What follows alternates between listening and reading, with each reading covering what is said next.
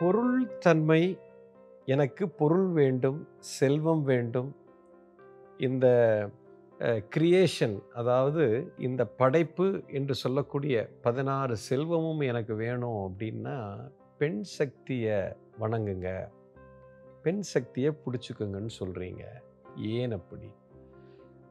அதாவது பொருள்னாலே அது உங்களுக்கு கிடைக்கணும் அப்படின்னாலே சக்தி இருந்தால்தான் ஒரு பொருளை ஆக்கப்பூர்வமாக உருவாக்க முடியும். இதுதான் இயற்கையின் சட்டம். இப்போ ஒரு விதை இருக்குங்க. இந்த விதைய ஒரு சாதாரண ஒரு மாங்கொட்டை இருக்கு, சரியா? இப்போ இந்த மாங்கொட்டையை இந்த டேபிளில் வச்சுட்டீங்க. 10 வருஷம் 20 வருஷம் ஆனாலும் அது கொட்டையாகத்தான் இருக்கும். அது எந்த பலனையும் கொடுக்காது.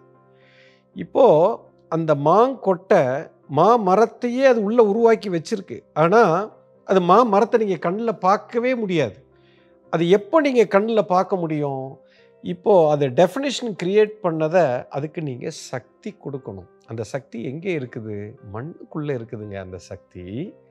இப்போ அந்த கொட்டையை எடுத்து மண்ணில் போட்டீங்க அப்படின்னா, இப்போ மண்ணில் இருக்கக்கூடிய ஏதோ ஒரு சக்தி அந்த மாமரத்தை வெளியே எடுத்துகிட்டு வரும். You understand? அதுக்கு தண்ணி ஊற்றுறீங்க, நீருக்குள்ளே ஒரு சக்தி இருக்குது. அந்த சக்தியும் மண்ணோட சக்தியும் சேருது. சூரிய ஒளி அதில் படுது. சூரிய ஒளியிலிருந்து ஒரு சக்தி அதுக்குள்ளே போகுது. காற்றில் ஒரு சக்தி இருக்குது. இந்த பஞ்சபூதங்கள் அனைத்துக்குள்ளேயும் ஒரு சக்தி இருக்குதுங்க.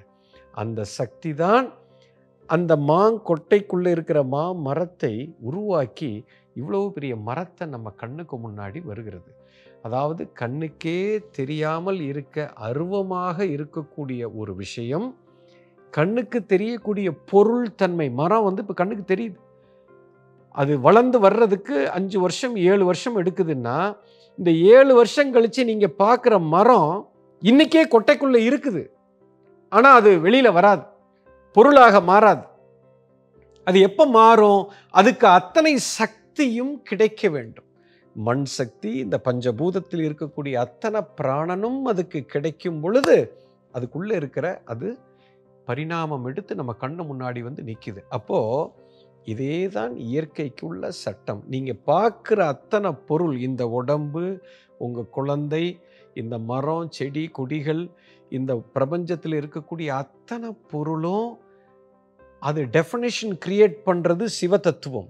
அந்த கிரியேட் பண்ண அந்த டெஃபினிஷனை பொருளாக மாற்றி உங்கள் கண்ணுக்கு பொருளாக மாறுவதற்கு சக்தி தான் தேவை. அந்த சக்தி தான் பெண்ணு என்று அழைக்கிறோம். எந்த இடத்துல சக்தி நீ போடுகிறாயோ, எந்த இடத்துல நீ சக்தியை நீ கொண்டு போறியோ, அந்த இடம் வளரும், விஸ்வரூபம் எடுக்கும். இது எந்த ஒரு பொருளில் வச்சாலும் சரி, எந்த ஒரு வியாபாரத்தில் வச்சாலும் சரி, எந்த ஒரு நோக்கத்தில் வைத்தாலும் சரி, அது நிறைவேறும், அது நடக்கும். அதுக்கு என்ன தேவை? சக்தி தான் தேவை. அந்த சக்தி அந்த இடத்துல நீ தொடர்ந்து எப்போ நீ போடுவ அப்படின்னு சொன்னால், உனக்கு அதில் விருப்பம் இருக்கணும். விருப்பம் இருக்கிற இடத்துல தான் நீங்கள் டயத்தை செலவு பண்ணுவீங்க. நல்லா கவனிங்க. காலையில் தூங்கி எந்திரிச்சு உங்களுக்கு பிடிச்ச வேலையை நீங்கள் செய்கிறீங்கன்னா எனர்ஜி இருந்துக்கிட்டே இருக்கும். பிடிக்காத வேலையை செஞ்சீங்கன்னா சக்தி இருக்காது. அப்போ அந்த வேலை நடக்காது, அது உருவாகவும் ஆகாது. ஸோ இப்போது உங்களுக்கு ஆசை இருக்கணும். ஆசை இருக்கும் பொழுது சக்தி வரும். அந்த சக்தின்னு சொல்கிறதே பெண்ணு தாங்க. You understand? It is called feminine energy.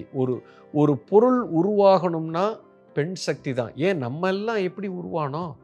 ஒரு ஆணின் வயிற்றுலையா உருவானோம்? ஒரு பெண்ணோட வயிற்றுல தான் உருவாகணும். ஸோ ஒரு பெண்ணு தான் ஆக்கப்பூர்வமான அந்த சக்தியை வைத்திருக்கிறாள். பெண்ணுனாலே சக்தி தான். ஓகே, அதனால தான் நம்ம என்ன சொல்கிறோம்? மொழியை கூட தாய் மொழின்னு சொல்கிறோம், தந்தை மொழி என்று அழைப்பதில்லை. தாய் நாடுன்னு சொல்கிறோம், தந்தை நாடு என்று சொல்வதில்லை. பூமி தாய்ன்னு சொல்கிறோம், பூமி தந்தைன்னு சொல்கிறது எல்லாமே பொருள் தான். You understand? அண்ட சராசரமே பொருள் தான். ஸோ பொருள்னாலே பெண்ணு தான். பெண்ணு தான் ஆக்கத்துக்குண்டான ஒரு சக்தியை வைத்திருக்கிற ஒரு தத்துவம். அதனால் சக்தி இருந்தால்தான் ஒரு விஷயம் நடக்கும். அந்த சக்திங்கிறதே பெண்ணு தான். You understand? எந்த இடத்துல உன்னுடைய சக்தியை நீ கொண்டு வைக்கிறாயோ அந்த இடம் வளரும். விஸ்வரூபம் எடுக்கும். உங்கள் வாழ்க்கையில் நீங்கள் எதையாவது ஒன்றை சாதிக்கணும்னு நினச்சிங்கன்னா, முதல்ல எதை சாதிக்கணும்னு நினைக்கிறீங்களோ அந்த இடத்துல ஃபோக்கஸ்டாக இருக்கணும். உங்கள் கவனம் பூரா அங்கே இருக்கணும். அந்த கவனம் பூரா அந்த இடத்துல வைக்கும்போது சக்தி அந்த இடத்துல போய் உட்காரும். எதை நீ பார்க்கிறாயோ அந்த இடத்துல சக்தி போகும். எந்த இடத்துல சக்தி போய்கொண்டே இருக்குது, எனர்ஜி அக்யூமுலேட் ஆகுது, சக்தி எல்லாம் சேருதோ அது விஸ்வரூபம் எடுக்கும். ஸோ பெண் சக்தியை வழிபடும் பொழுது ஒரு மனிதனுக்கு அபரிதமான சக்தி கிடைக்கும். இப்போ எனர்ஜி எனக்கு கிடைச்சிருச்சு, இப்போ நான் இதை எங்கே வேணால் யூஸ் பண்ணிக்கலாம். Energy means it's raw energy. ஒரு பெட்ரோல் மாதிரி, டீசல் மாதிரி. டீசலை வச்சு நீங்கள் காரும் ஓட்டிக்கலாம், ஒரு பெரிய ஊரே எரிக்கவும் செய்யலாம். சக்தி அது, அவ்வளோதான். அதை வச்சு நீங்கள் என்ன வேணால் பண்ணணும். ஸோ முதல்ல சக்தி வேணும்னா பெண் சக்தியை வணங்குறோம். பெண்ணு தான் சக்தி. அதுதான் இந்த கிரியேஷன், ஆக்கப்பூர்வமான இந்த உலகத்தை உருவாக்குறதுக்கு அதுதான் தேவை. புரிஞ்சிருக்கும்னு நினைக்கிறேன்.